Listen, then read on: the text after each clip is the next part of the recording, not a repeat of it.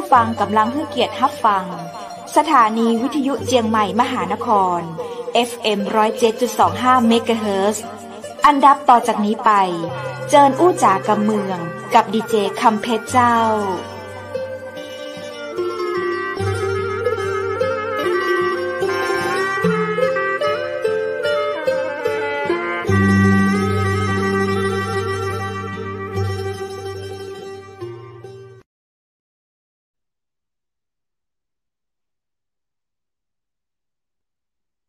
สวัสดีเจ้าสวัสดีคุณผู้ชมที่ฮักและกระเติงหาจัดนักนะเจ้ายินดีต้อนรับเข้าสู่รายการอูจากกำเมืองตังเจียงใหม่มหานครแพร่ภาพออกอากาศจากอาคารวังสิงห์คำอำเภอเมืองจังหวัดเชียงใหม่เจ้า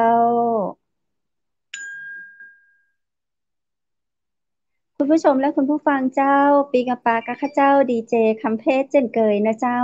ปากันในวันจันทร์ที่19เดือนกันยายน2565วันนี้วันดีนะเจ้าวันแรกของสัปดาห์ที่เฮามาอู้มาจากกำเมืองด้วยกันเจ้าในวันนี้นั้นตั้งทีมงานเฮาก็ได้รับเกียรติจากโครงการขยะสร้างบ้านมาเล่าสู่กันฟังนะเจ้าซึ่งในวันนี้เจ้าของโครงการขยะสร้างบ้านเปิ้นจะมาอู้จาให้เฮาได้ฟังเรื่องของโครงการดีๆจะอี้จากจังหวัดอุดรธานีนะเจ้าซึ่งในวันนี้เราได้รับเกียรติจาก VIP ของเชียงใหม่มหานครเป็นคุณครูนะเจ้าเป็นครูสอนคนพิการกศน.ที่อำเภอบ้านผือจังหวัดอุดรธานีตัวยนะเจ้ามีเรื่องราวดีๆจะอี้เจ้าเก็บไว้บ่ได้แล้วเขาต้องมาเล่าสู่กันฟังเนาะเอาละเจ้าในโอกาสนี้ขอเชิญปากับนายสุวิจิตรทิกูลยินดีต้อนรับเข้าสู่ห้อง VIP เชียงใหม่มหานครสวัสดีเจ้าสวัสดีครับสวัสดีเจ้าครับขออนุญาตฮ้องว่าคุณครูนะเจ้าได้ครับผมเจ้าคุณครูเป็นครูสอนคนพิการกศน.ของอำเภอบ้านผืออุดรธานีตัวยเมื่อกะเจ้าต้องเล่าให้ฟังสักน้อยแล้วเจ้าครับก็เป็นครูกศน.นะครับปกติก็จะสอนเอ่อคนพิการและก็คนปกติครับอ๋อสอนครับผมสองการสอนก็จะมีอยู่หลายรูปแบบนะครับส่วนคนพิการเราจะสอนทางสอนออนไลน์แล้วก็ไปสอนที่บ้านเลยนะครับก็มีหลายคนที่พิการส่วนมากก็จะเป็นพิการทางด้านร่างกายครับผมเจ้าจะได้เจ้าหูตาจมูกแขนแขนขาอ๋อส่วนมากจะเป็นแขนกับขาครับผมเจ้าครับที่นั่งวีลแชร์มั่งไม่สามารถมาเรียนในระบบได้นะครับหรือว่าไม่สามารถไปเรียนที่โรงเรียนการศึกษาพิเศษได้นะครับส่วนครูนั้นนะครับก็ระยะทางในการเดินทางไปสอนนะครับประมาณไปกลับก็ประมาณ140 ถึง 150 กิโลนะครับ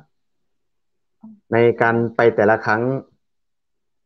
ถ้าคนพิการก็ประมาณ1 คนถึง 2 คนแล้วแต่ระยะทางนะครับคือขึ้นเขาลงห้วยเหมือนกับในทีวีแหละครับใช่ครับมีทั้งมีทั้งปกติแล้วก็บนภูเขาครับแต่ว่าถนนก็ใช้ได้ก็ดีอยู่ครับครับส่วนมากก็จะอยู่ถ้าอยู่ตามเขานี่ก็จะเป็นเขาจะทำอาชีพเกี่ยวกับการปลูกยางแล้วก็ไอปลูกปาล์มครับผมอาชีพส่วนใหญ่ผู้ปกครองแล้วทีนี้การนัดกันแต่ละครั้งนี่ต้องโทรประสานกับผู้ปกครองด้วยครับเพราะว่าคือการไปแต่ละทีก็ต้องใช้เวลานานพอสมควรครับแล้วก็ส่วนการสอบนะครับการสอบคือเราต้องขออนุญาตกับท่านผอตั้งแต่จังหวัดลงมาที่อำเภอครับผมก็ไปสอบที่ที่บ้านเขาเลยครับผมการสอบก็ครับบางคนส่วนมาต่อที่เรื่องการเรียนนะครับบางคนก็เขียนไม่ได้อ่านไม่ออกอย่างนี้เราก็ต้องไปสอนพิเศษหน่อยนะครับก็ถือว่าดีอยู่ครับ ดีอยู่ครับแล้วก็ส่วนนักศึกษาปกติก็มีสอนออนไลน์แล้วก็นัดพบเป็นกลุ่มที่กศน.ตำบลนะครับ ครับตำบลที่รับผิดชอบคือตำบลคำด้วงอำเภอบ้านผือจังหวัดอุดรธานีนะครับอืครับมครับก็ประมาณอนี้ครับผมเจ้าครับส่วนใหญ่คือคุณครูก็จะอยู่ที่ดูแลอ่าที่อำเภอบ้านผือแล้วก็เจ้าส่วนมาคุกผมณครูเจ้าอ่าส่วนมากก็จะลงไปที่กศนตำบลครับเจ้าครับเราดูแลอยู่ที่ตำบลครับส่วนอืมากครับแต่ว่ามถ้าเป็นกิจกรรมรวมๆหรือว่าโครงการที่มันทั้งอำเภอก็อยู่ที่อำเภอครับผมอืมเจ้า ครับคือข้าเจ้าได้ยินว่าอำเภอบ้านผือเพราะว่าอำเภอบ้านผือนี้เปิ้นจะดังเนาะในเรื่องอะไรอย่างก็หนังดูอะไรอย่างก็ไปฉายหนังเฮือผีพอเจ้าเฮือผีกอยอันนี้ข้าเจ้าอุกำเมืองนี่คุณครูฟังเข้าใจรู้เรื่องข้าเจ้าภาษาเหนือเข้ารู้เข้าใจเรื่องเนาะ ครับเข้า ใจเจ้า ครับเข้าใจแล้วอยากครับผมทักทายเรื่องของครับบ้านผือสักหน้อยแล้วเจ้าบ้านผือก็ที่ดีเจพูดมาเมื่อกี้นี้เจ้านะครับมีแต่ก็เจ้าน่าจะเป็นเพื่อไปฉายหนังเพื่อพออ๋ออ่ะ ผีจ้างหนังนะครับผีอ่าจ้างแม่นแม่นแม่หนังนี่นะนผีจ้างหนังผีเจ้าจ้างหนังนี่เป็นอำเภอบ้านดุงครับอ๋อบ้านดุงอำเภอเจ้าบ้านดุงนึกว่าที่ครับบ้านผือที่เป็นเจ้าคำชะโนดนะครับอ๋อคำชะโนดใจเขาเจ้าครับจำใช่ครับว่าบ้านผือนึกว่าแบบครับเรื่องราวจากบ้านผืออ๋ออันนั้นคือจากที่คำชะโนดบ้านดุงคำชะโนดนี่ออำยู่เภอบ้านดุงบ้านดุงบ้านดุงใช่ครับนี่คือชื่ออำเภอมันก็เจ้าไม่ใช่หมู่บ้านบ้านดุงคือชื่อชื่อของอำเภอหนึ่งอำเภอใช่หนึ่งครับเป็นเป็นของจังหวัดอุดรธานีใช่ครับเป็นชื่ออำเภอหนึ่งครับอืมครับผม คือคำชะโนดนี่ดังมากกว่าคำชะโนดนี่เป็นตำบลหรือว่าอำเภอเจ้า คำชะโนดนี่เป็นหมู่บ้านชื่อเฉพาะของหมู่บ้านวัดครับอ๋อเป็นหมู่บ้านชื่อใช่ครับดังกว่าอำเภอแล้วเนาะ ใช่ครับใช่ครับเพราะเจ้าว่าแต่ว่าก็ติดกับอำเภอนั่นแหละครับคำชะอืโนดครับมเจ้าครับผมถ้าครูมีโอกาสก็คุณครูสุวิทย์เจ้าครับมีโอกาสจะชวนไปแอล ใช่ครับ เจ้ายินดีเจ้าคุณครูครับสุวิทย์เป็นคุณครูมาเมินหรือยังเจ้ากี่ปีแล้วเจ้ายังไม่นานครับประมาณปีกว่าๆนี่แหละครับ อ๋อแล้วก่อนหน้านั้นสมมาเตอร์ก่อนหน้านั้นคุณครูยการอย่างเจ้าก่อนหน้านั้นผมทำธุรกิจส่วนตัวครับอืมครับเจ้าแล้วทีนี้ก็ปกติไม่ใช่คนอำเภอบ้านผือจังหวัดอุดรครับปกติเป็จะนคน ถามอยู่ว่าเจ้าคนที่ไหนอุดรธานีก่อ ไม่ใช่ครับปกติเป็นคนจังหวัดกาฬสินธุ์ครับอ๋อครับแล้วก็ทีนี้ผมไปเที่ยวจังหวัดอุดรเจ้าก็เลยไปแต่ว่าสาวทางอุดรสวยครับผมก็เลยติดอ๋ใจทางอุดรครับผม อไปเป็นเขยอุดรเนาะเป็นคนกาฬสินธุ์แต่ว่าไปเป็นเขยอุด ครับรเจ้าใช่ครับแล้วครับผมไปมาจะใดเจ้าถึงไปทำโครงการขยะสร้างบ้านที่ไหนจะใดเราก็ฟังเพอ๋อราะว่าเจ้าเจ้าครับที่มาที่ไปก็คือตอนแรกนะครับคือมันจะมีวิชาโครงงานก็เป็นส่วนหนึ่งในหลักสูตรการเรียนการสอนนะครับผมก็ เจ้าก็ให้โจทย์กับนักเรียนไปนะครับนักเรียนกศนเรานี่แหละก็ก็เจ้าให้เขาทำไปกลุ่มหนึ่งนะครับทั้งนักศึกษาพิการและก็นักศึกษาปกติ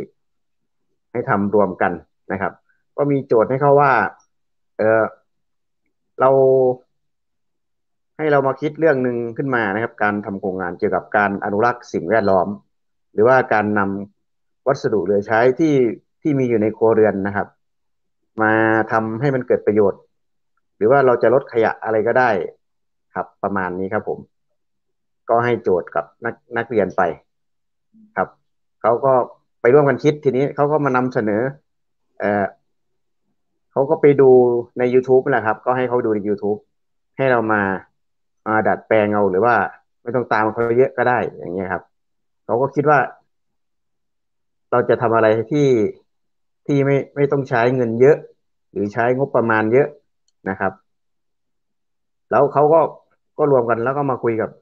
กับทางครูนี่แหละครับว่าเขาจะทำปกติมันจะเป็นอิฐบล็อกนะครับอิฐบ้านดินนี่แหละครับที่ในYouTube ที่มีอาจารย์หลายๆท่านเขาทำนะครับแล้วเขาก็จะ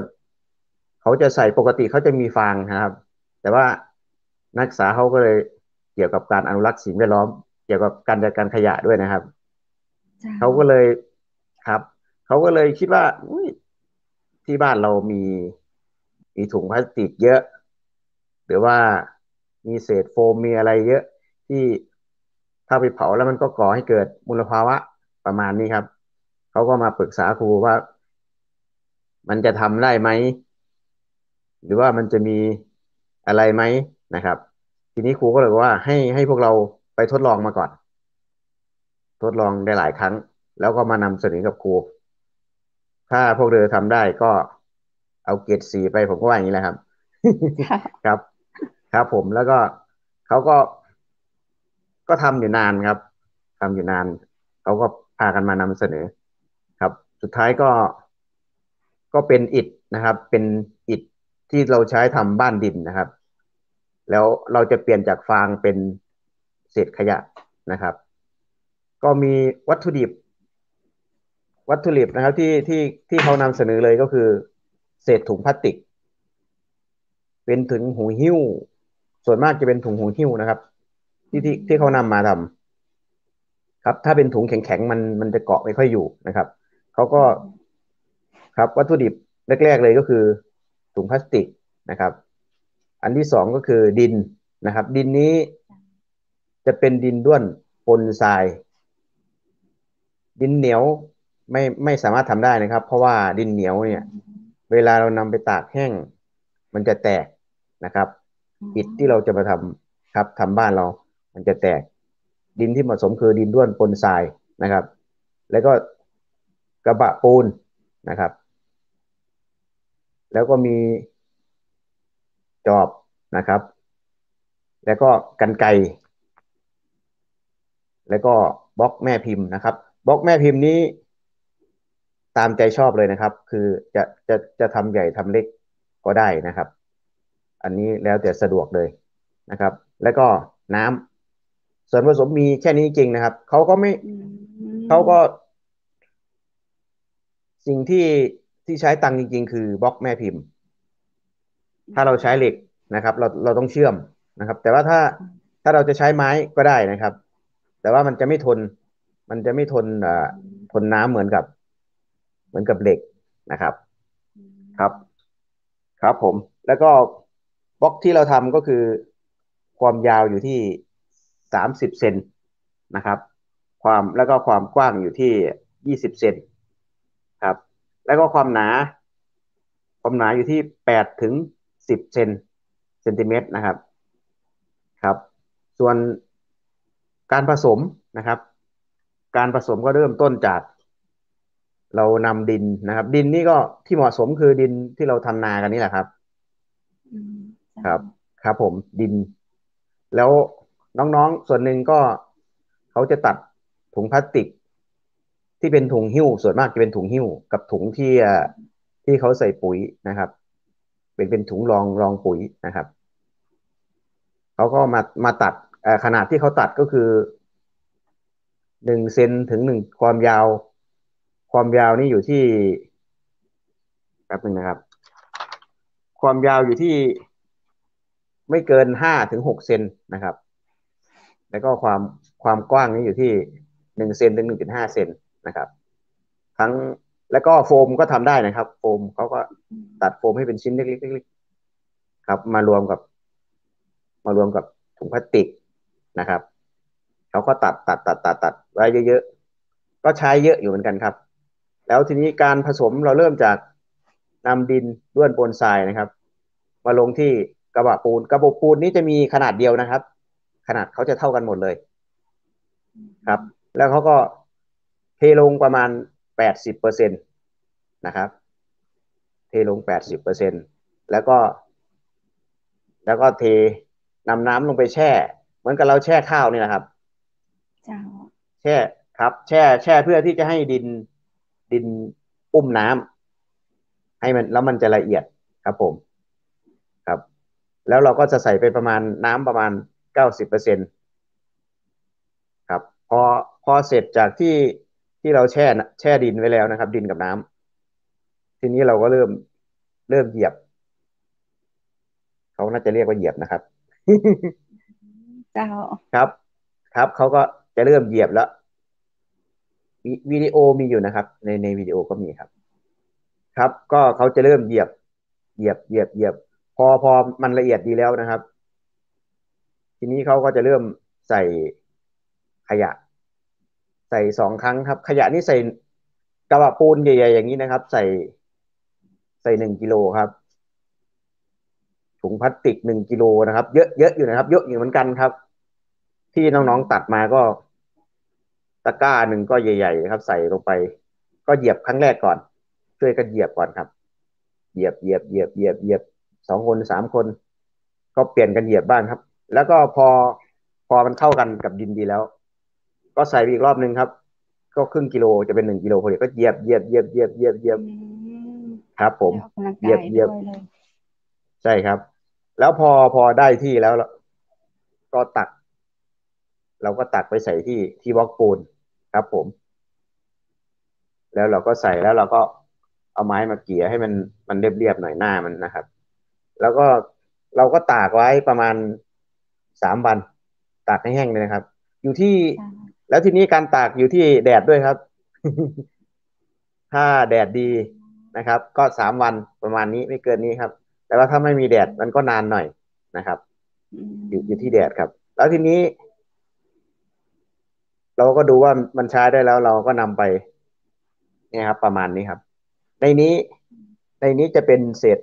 ถุงพลาสติกแต่ว่ามันไม่ใช่สีขาวมันโดนขี้ดินไปแล้วครับมันมองไม่ค่อยเห็นอืเท่าไหร่ครับมเจ้าครับผมอันนี้ก็เป็นบล็อกที่น้องเขาทำเองครับอืบล็อกไม้ตัวนี้คมรับครับเจ้าครับแต่ว่าตอนนี้จะหนักหน่อยเพราะว่าดินจะเยอะอันนี้จะหนักก็อย่างที่บอกนะครับคือถ้าเราทำบล็อกใหญ่มันจะหนัก อืมครับถ้าเราทำบล็อกเล็กมันก็จะเบาหน่อยแล้วทีนี้จากการเปรียบเทียบนะครับคือที่อาจารย์หลายๆท่านทำมาก่อนใน YouTube ที่น้องๆเขาไปดูเขาจะใช้เป็นฟางครับเขาจะใช้เป็นฟางก็เราก็มาใส่เป็นถุงพลาสติกแทนเพราะว่าน้องเขาคิดว่าถุงพลาสติกคือมันไม่ย่อยสลายครับมันไม่ย่อยสลายเหมือนฟางแล้วทีนี้ ปลวกหรือว่าพวกมดอันนี้จะไม่ค่อยชอบมันมีถุงพลาสติกมันอืไม่ใช่ฟางมันไม่มใช่อาหารของปลวกประมาณนี้ครับอ๋อดีเลยครับผมครับแล้วทีนี้พอพวกเราทำแล้วคือรูปอันนึงต้องขออภัยด้วยครับรูปอยู่ที่น้องอีกคนนึงที่เป็นหัวหน้าโครงการนักเรียนอืคนนั้นมเจ้าพอดีเขาครับแกไปทำงานที่ระยองแล้วเข้ากะติดต่อไม่ได้ทีนี้นะ อ๋อ ครับเจ้าครับผม แล้วแล้วสิ่งที่ทำได้อีกอย่างคือเอ่อต้นอืมต้นไอ้ที่อยู่ในน้ำนะครับผักตบชวาเจ้าใช่ครับอืผักตมบชวาก็ทำได้นะครับผักตบชวาเจ้าครับเราก็มีอีกอยู่ในคลิปก็มีอยู่ครับทีนี้ผักตบชวานะครับคือเราต้องนำมาตากแดดก่อนอืครับมเขาก็เหนียวเหมือนกันครับผักตบชวานี่เหนียวอย่างเหนียวเลยครับก็นำไปตากแดดแล้วก็นำมา เอ่อนไม่ต้องใส่ถุงพลาสติกก็ได้ครับก็ใส่ผักตบแทนเลยได้เหมือนกันครับครับครับผมเจ้าถ้าเขาทำได้วันหนึ่งได้ประมาณกี่ก้อนเจ้าถ้าถ้าวันหนึ่งเต็มนะครับเจ้าวันหนึ่งถ้าต่อเต็มมันคนเจ้าอยู่ที่การเหยียบครับแล้วก็แรงงานครับผมอืมเพราะว่าเจ้ามันจะเหนื่อยตรงที่เราต้องไปยกดินมาก่อนใช่ไหมครับอืมอยู่ที่เอาการดินมาขุดดิน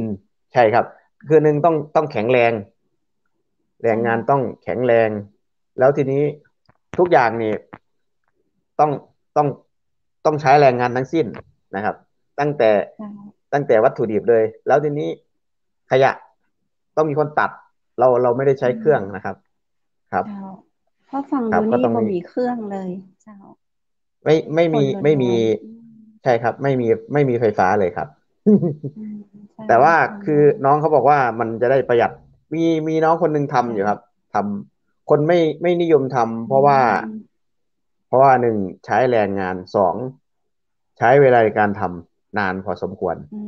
มใช่ครับอืมแต่ว่าสิ่งที่ได้คือทันใจประหยัด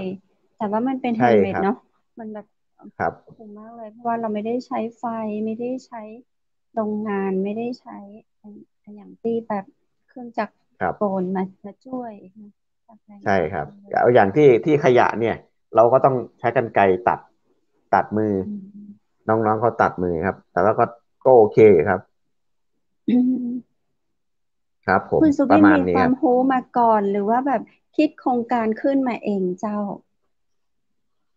ปกติผมก็ดูใน YouTube อยู่ครับเจ้าแล้วครับเขาก็ลองก็ดูใน ทำ YouTube กับเจ้าแล้วใช่ครับเขาก็ลองแล้วทีนี้ ทำตามใน YouTube เจ้าครับไอ้ที่ใส่ฟางนั้นผมทำเป็นอยู่ครับอืมครับอ๋อไอ้นั้นก็ทำได้เจ้าอยู่แล้วทีนี้ก็ให้โจทย์น้องๆไปนั่นนะครับการอนุรักอืษ์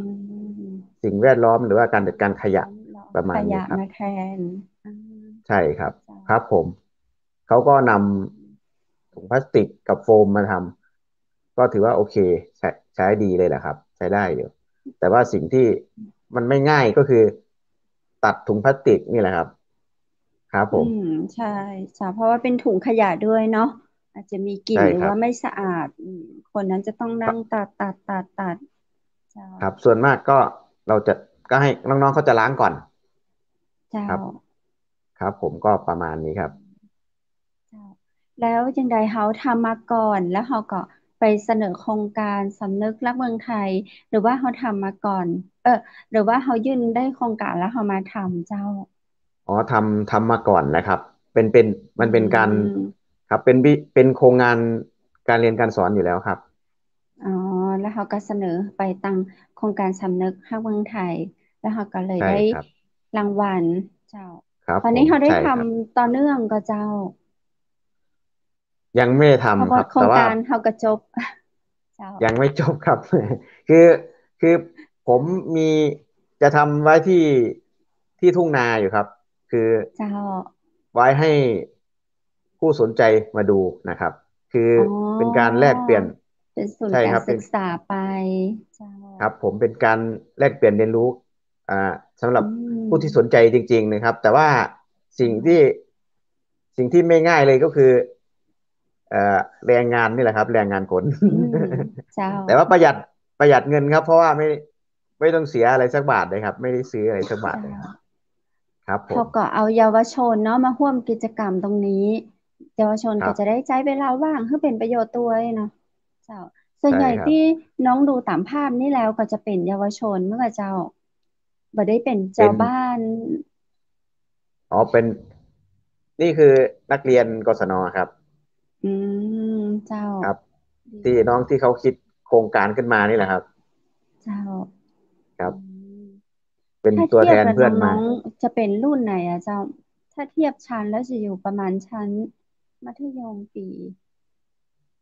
เป็นมปลายครับเป็นน้องมอืปลายครับมปลายที่เห็นเจ้านี่เรียนมปลายครับเจ้าอายุก็ประมาณ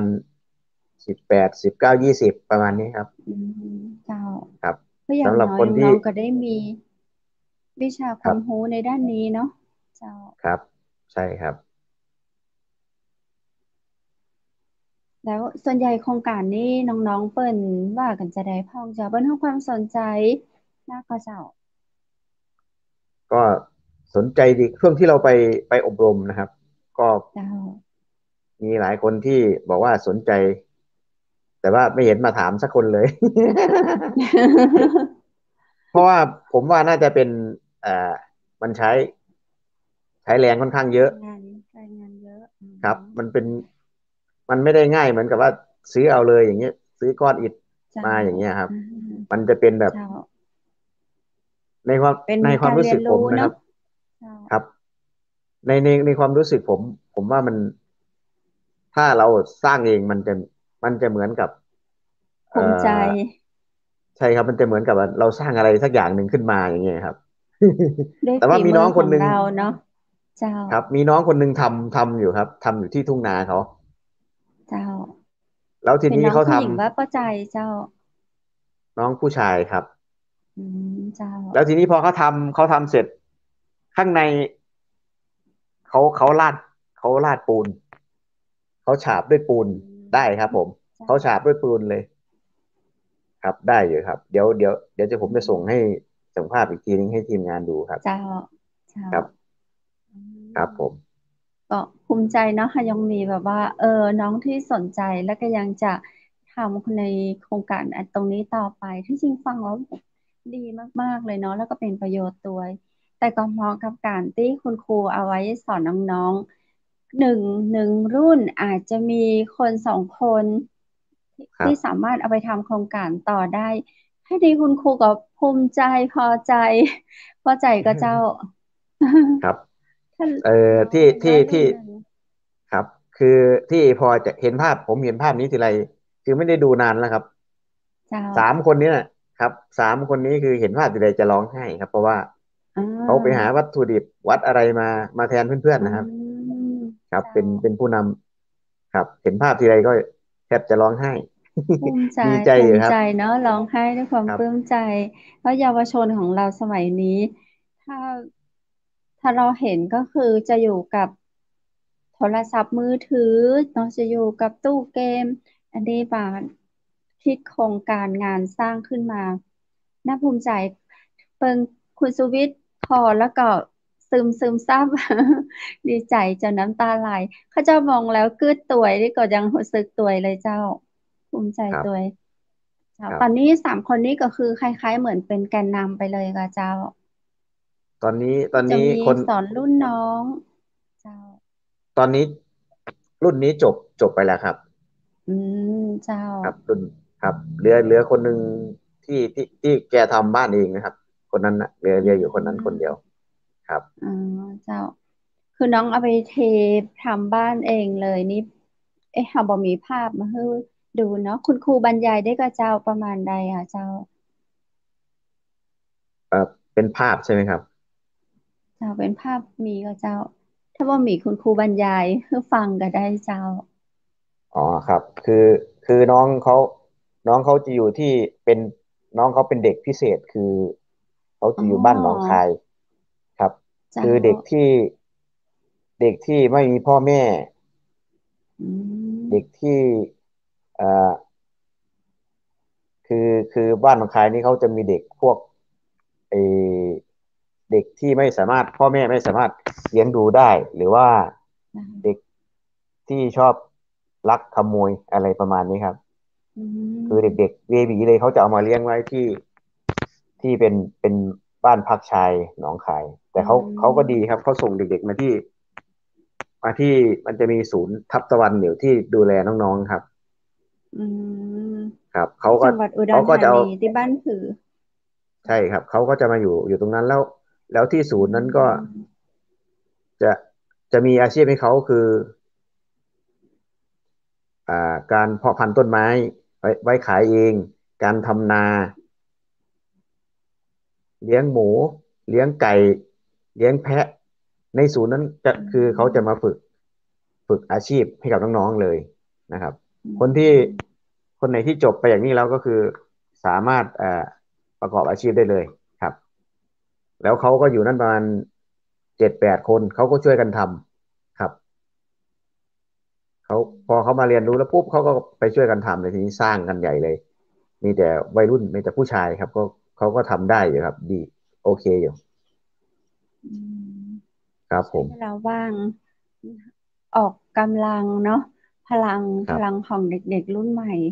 เจ้าครับแต่ว่าดีนี่แหละครับดี อย่างที่ว่าคนไม่ค่อยนิยมทำเพราะว่า ใช้แรงเยอะใช้แรเจ้างเยอะครับเจ้าใช้แรงเยอะประมาณนี้ครับผมเจ้าโครงเลยเป็นที่มาของโครงการขยะสร้างบ้าน เจ้าครับสำเร็จไปครับกับบ้านของน้องที่เป็นต้นแบบต่อไปคุณครูคิดว่าจะมีคนเจริญรอยตามน้องน้องคนที่ทำนี่แหมอยู่กับเจ้าคิดว่ามีอยู่ครับแต่ว่าน้อยครับผมว่าจะมีอยู่เจ้าคือความคิดผมจะสร้างที่ทุ่งนาผมก่อนเจ้าครับผมจะเริ่มจากห้องน้ำแล้วก็มาบ้านชั้นเดียวเหมือนกับ ไม่อ๋ไม่ทำใหญ่ครับอทำประมาณรีสอร์ทเจ้าครับแล้วให้เขามาเห็นเลยเจ้าให้เขามานอนมาอ่มาาเล่นอะไรอย่างนี้ครับผมก็อ่คนาผ่านไปผ่านมามันเป็นทางผ่านครับผมคนทางไปเจ้าผ่านมาก็ที่จังหวัดอุดรกับเจ้าใช่ครับที่จังหวัดอุดรครับผมเจ้าครับแล้วทีนี้อันนี้ก็คือช่วงที่เราแช่ดินครับอันนี้ในภาพนี้ครับก่อนที่นี่คือไปเอาเราจะเหยียบดินมาอ๋อดินมาจากทุ่งนาครับดินที่เหมาะสมเคยครับเคยเอาน้องเขาเคยเอาดินเหนียวมาทำเขาก็คิดว่ามันจะมันแตกคิดว่าจะเหนียวครับเขาจะแน่นครับคิดใช่ครับคิดว่าเป็นก้อนเลยไม่ต้องเหยียบไม่ต้องอืย่มำคเจ้ารับแต่ว่ามันแต่บ่ได้ถ้ามันตากแดดจริงๆก็แตกครับอืมเจ้าเพราะเราไม่ได้เอาสารเคมีอะไรอย่างมาผสมเนาะฟังครับ ในส่วนผสมก็แบบออร์แกนิกเลยเจ้าที่ดินขยะครับขเจ้ายะนี่ก็ไปเก็บเอาที่เขาเคยทดลองเอาขยะที่โดนเผามาแล้วครับที่เป็นก้อนดำๆนะครับอืมเจ้าได้ก็เจ้าอันนั้นก็ได้อยู่ครับแต่ว่ามันต้องมาบดอีกทีนึงอืครับมในนั้นอาจจะมีแก้วมีเศษแก้วแตกอ๋อะไรอมันเป็นอันตรายอยู่ครับ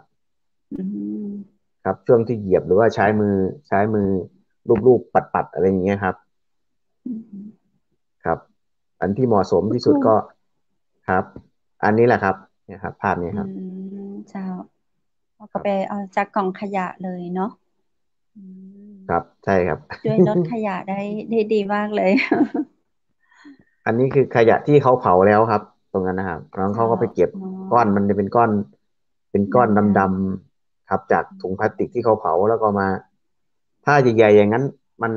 มันจะไม่มันจะไม่เกาะกับดินครับผมอ๋อเจ้าเขาจะเป็นครับเขาจะเป็นตัวของเขาเลยแล้วทีนี้มันจะดินก็มันไม่เกาะกันเท่าไหร่ครับก็ต้องมาบดอีกทีนึงครับเจ้าแต่ว่าถ้าในครัวเรือนเรามีถุงเนี่ยคนจะทำจริงๆก็ทำได้ครับก็ตัด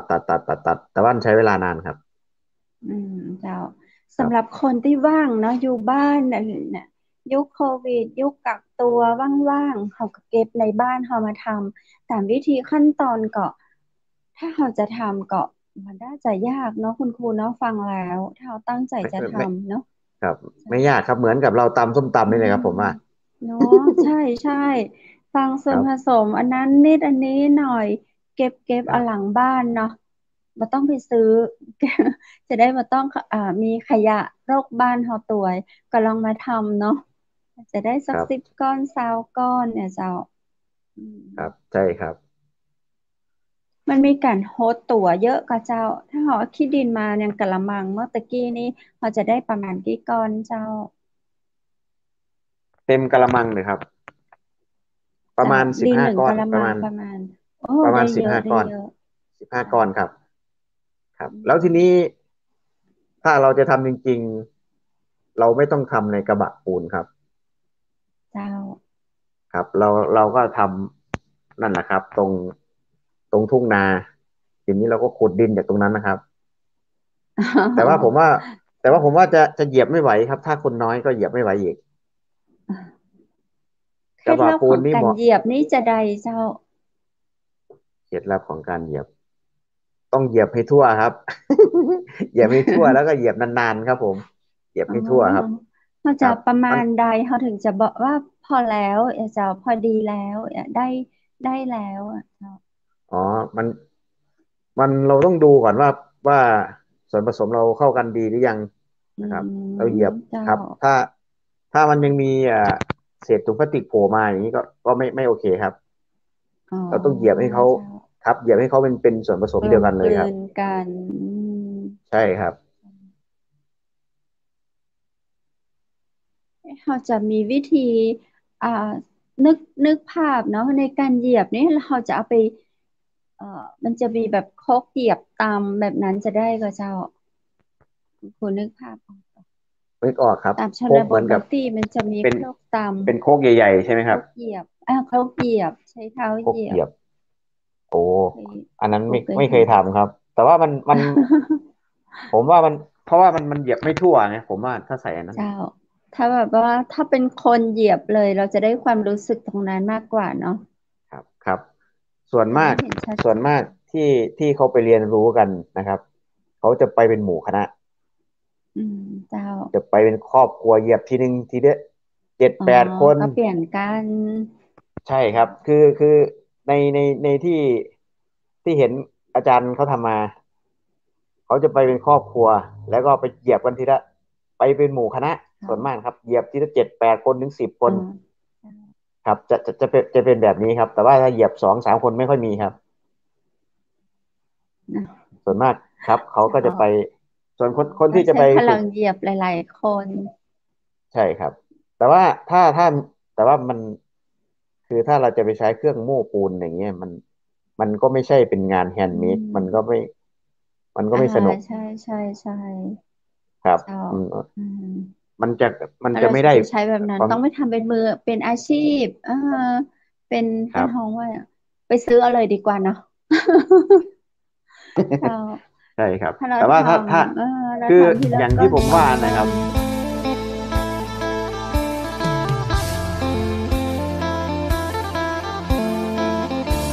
อันนี้ใช่พระเจ้าคุณครูเจ้า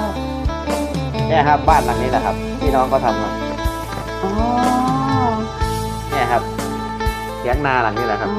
คือน้อง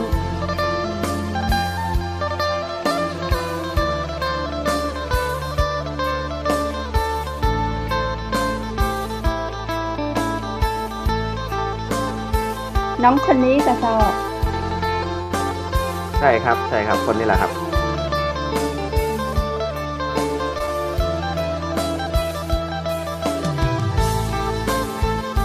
อันนี้เขา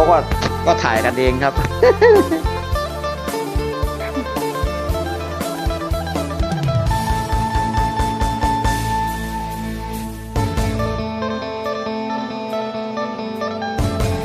อันนี้ผักตบชวาครับผมอ๋อกับสว่างใจได้ครับเอามาทดลองใช้ได้เหมือนกันครับ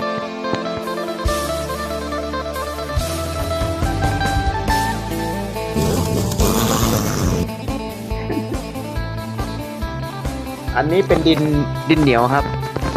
อืนี่คือมผักตบชวาครับที่น้องเขามาบดอันนี้เป็นเศษขยะ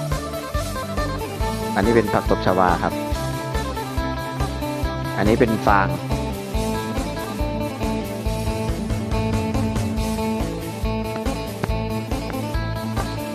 เย็บเย็บน่าสนุกไหมครับเจ้า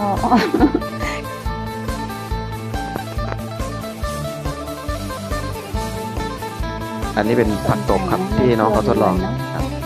ครับ อันนี้เป็นบล็อกใหญ่ตัวนี้จะหนักครับหนักประมาณ8-10 โลเลยครับไปคามได้เลยนะ อันนี้หนักครับที่น้องเขาทำเป็นไม้อันนี้หนักอยู่ครับ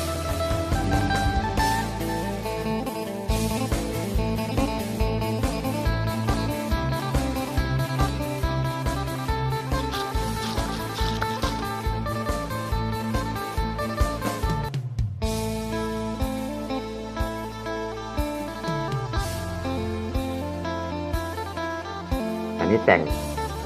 ตกแต่งให้สวยงามน่ามีความสุขนะเจ้าเนาะครับทำแบบมีควาครับมสุขมากเลยอย่างน่าสนใจครับทำที่จริงทำในครัวเรือนได้แบบม่วนๆเลยเนาะครับได้กิมันมีมีจกรรมในครัมีวเรือนอีกคลิปหนึ่งอยู่ครับมีอีกคลิปหนึ่งอยู่คล้ายๆกันเจ้าคลิปหนึ่งทีมทีมงานมีก็เจ้า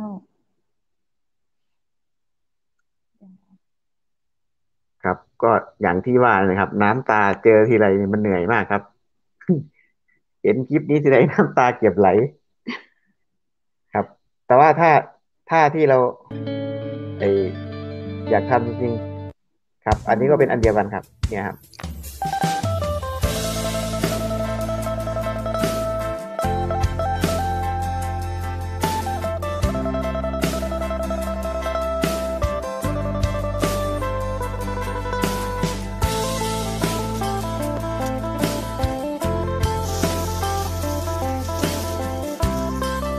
ในนี้มี1 กิโลครับ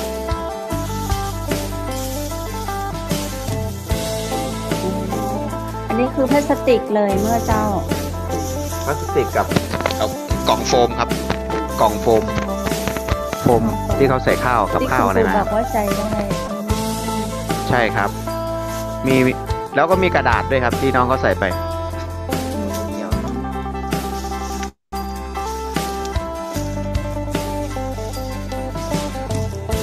เป็นขยะที่ทำลายสิ่งแวดล้อมเนาะโอ้เอามาทำบ้านได้สุดยอด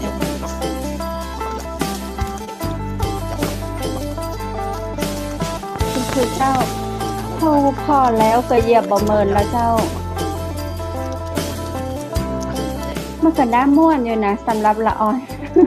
คนใหญ่ก็ม่วนได้นะเนี่ยคลายเครียดได้เลยครับเจ้าเป็นกิจกรรมที่น่าสนใจถ้าคุณครูทำที่จะทำเป็นแบบที่ทุ่งนาตัวเก่าเพื่อเป็นศูนย์เรียนรู้ที่ให้คนไปชมไปศึกษาดูงานถ้าอย่างน้องไปเนาะก็สามารถไปร่วมกิจกรรมตรงนี้แล้วก็แบบนี่ก้อนนี้ฉันทำด้วยฝีมือฉันจะภูมิใจยินดีครับยินดีมากเลยครับคือถ้าเป็นอย่างนั้นได้ผมว่ามันจะเกิดบ้านดินอีกหลายหลังเลยอยู่ที่นั่นแล้วทีนี้ใครไปใครมาก็ไปพักผ่อนได้เลยครับพอสร้างเสร็จแล้วก้อนนี้จะเอาไปสร้างตรงไหนเอาเดี๋ยววันหน้าใครไปอีกเพื่อนไปถ้าไปดูนะตรงนั้นน่ะฉันทำไว้ครับเข้าท่าดีครับนี่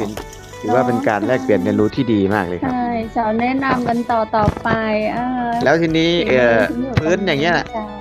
พื้นเราก็ไปดูของเพื่อนมาเราก็มาทำพื้นได้ใช่ไหมครับอันเป็นอิฐเป็นบ้านก็มาดูอันนี้มาดูโครงงานนี้แล้วที่เป็นพื้นก็ไปดูอีกโครงงานหนึ่งโอ้ดีมากเลยครับเชียงใหม่มหานครใช่เจ้าผมเพิ่งได้ยินนะครับเชียงใหม่มหานครแล้วพอผมไปดูโอ้โหเพื่อนเราก็อยู่ในนี้นี่เองนะครับครับบ้านผือก็จะบอกกันต่อกันไปเนาะใช่ครับบ้านผือมีอีกโครงงานหนึ่งนะครับไปได้อันดับ3ระดับประเทศมานะครับสำนึกและเมืองไทย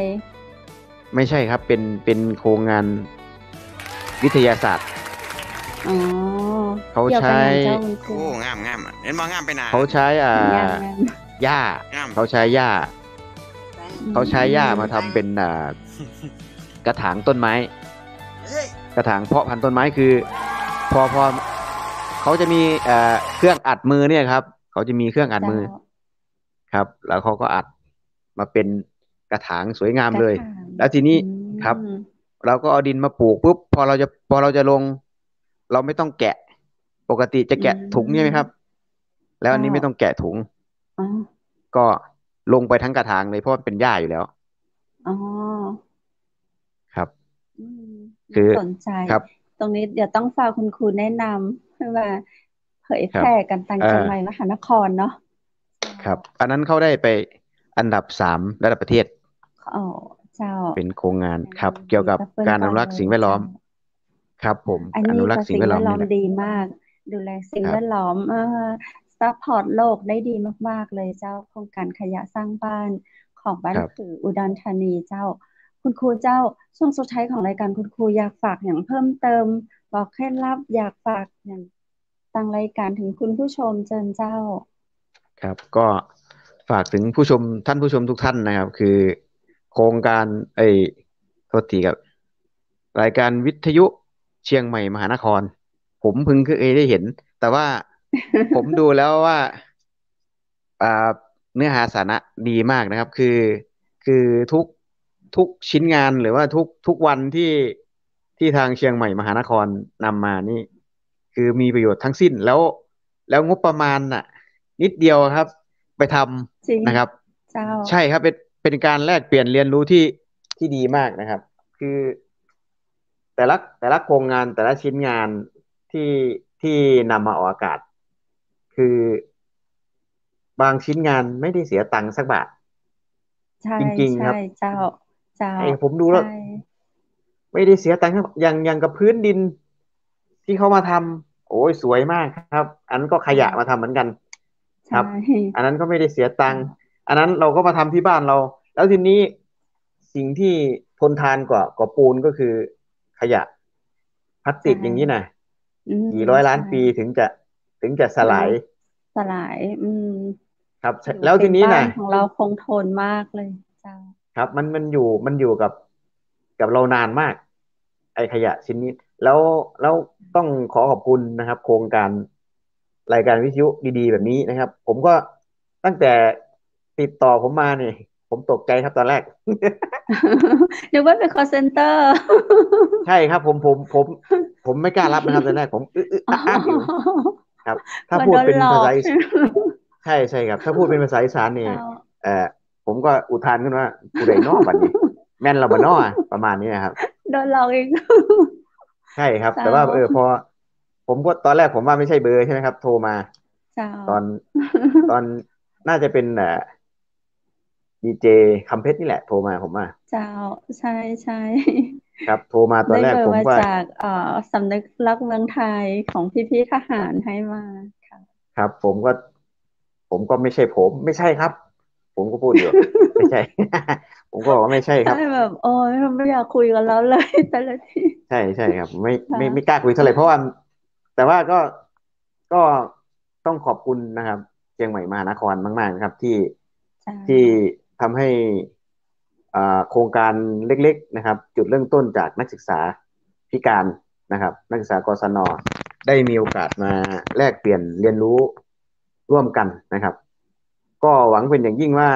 ถ้ามีโอกาสนะครับเราก็จะเอ่อทนำมาำโครงงานเผยแพร่เนาะครับเจ้าทำโครงงานต่อไปให้มันดีขึ้นนะครับแล้วก็มามีโอกาสก็มาออกรายการกันอีกทีหนึงนะครับยินดีมากๆเลยเจ้า ครับ แล้วก็ที่สำคัญที่สุดคือทีมงานนะครับทีมงานทุกคนก็ขอบคุณทีมงานทุกท่านนะครับที่ได้มีโอกาสมารู้จักกันนะครับผมก็จะติดตามแล้วก็ใน YouTube ผมก็จะให้ลูกสาวแล้วก็นักศึกษาผมดูนะครับวันนี้ถ้าเจ้าถ้ามีโอกาสผมก็จะให้เขาดูอยู่นะครับนักศึกษาของผมเจ้านะครับทั้งพิการแล้วก็ไม่พิการนะครับแต่ว่าที่อืมครับผมที่ขาดไม่ได้เลยก็ขอบคุณเอ่อ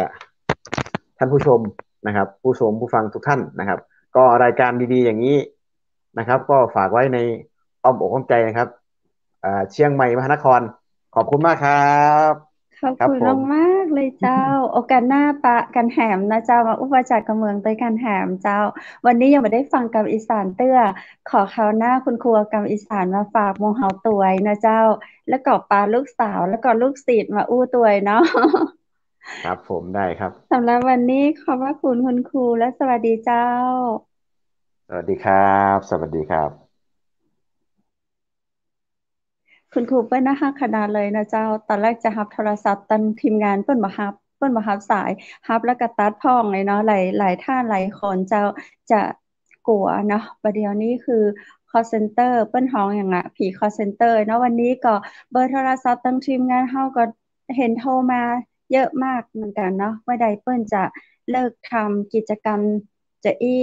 ก็บ่ฮู้อะเนาะเป็นกิจกรรมที่ละลานพี่น้องประชาชนเฮาเหลือเกินเนาะ จะติดต่อประสานงานกันเดี๋ยวนี้ได้ยินโทรศัพท์เห็นเบอร์โทรมาเนี่ยมาอยากฮับกันแล้วนะจ๊ะเนาะเห็นก็ว่าทำให้บางเตื้อทำให้เฮาติดต่อประสานงานการเกิดปัญหาเยอะมากเลยเมื่อใดเปิ้นจะกำจัดปราบราบคาบสักทีเนาะกับผีคาเซ็นเตอร์ทั้งหลายนี้นะเจ้าจะได้ก็ทีมงานจังหวัดมหานครนั้นขอพระคุณนะเจ้าขอบพระคุณแขก VIP ทุกท่านเลยนะเจ้ารวมถึง แขก VIP ที่ยังไม่ได้เอามาออกรายการเตื้อที่ทีมงานของเราติดต่อไปนะเจ้าเตื้อประกาศจะตาสายทิ้งเตื้อประกาศจะกลัวนะเจ้าตรงนี้ก็ต้องกล่าวขอสมาภัยซึ่งกันและกันนะเจ้าถ้าเป็นเบอร์ของทางเชียงใหม่มหานครก็ช่วยฮับแล้วก็อู้จ่าแต่กันนะเจ้าเนาะ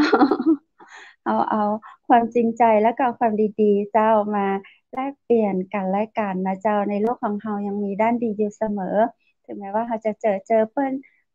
หลอกในแหมโลกหนึ่งนะเจ้าบ่เป็นหยังเนาะ เฮาเป็นคนดีเปิ้นว่าคนดีผีคุ้มนะเจ้าเนาะ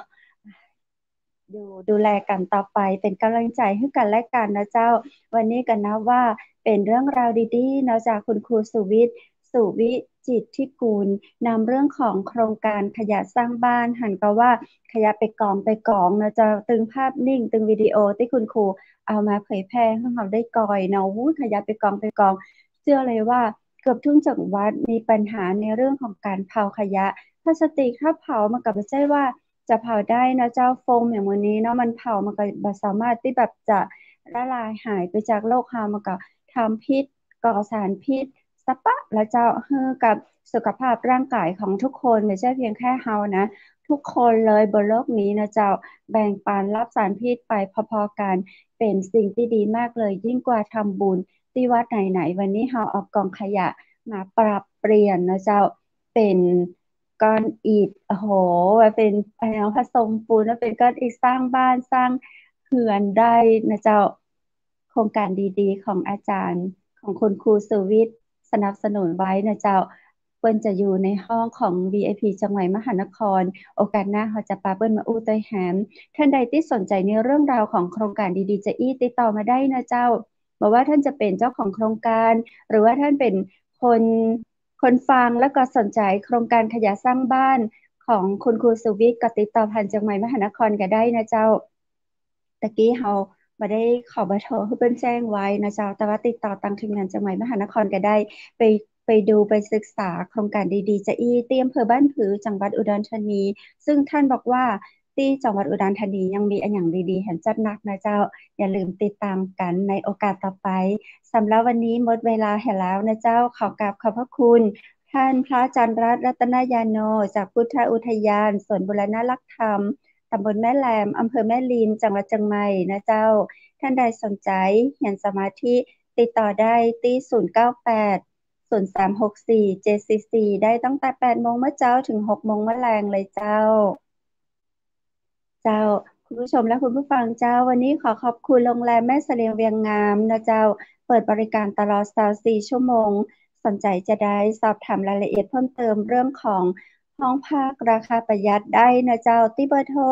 053-621-444นะเจ้าและขอขอบคุณน้ำผึ้งแท้น้ำผึ้งตราสารวินน้ำผึ้งจากธรรมชาติมีอย.นะเจ้าสนใจจะได้โทรถามได้ที่0826166889เจ้า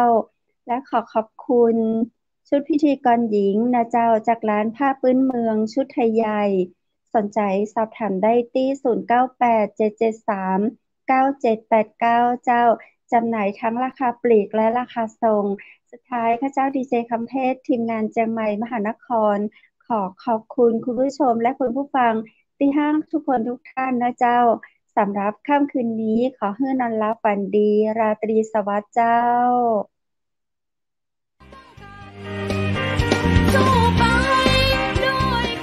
สถานีวิทยุเจียงใหม่มหานคร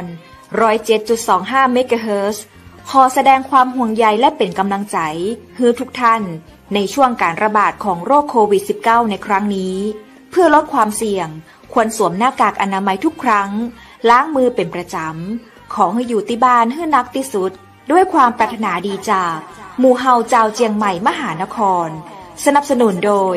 กาแฟโกแม็กคอฟฟี่และโรงแรมแม่เสรียงเวียงงามโทร053-621-444และ081-595-2883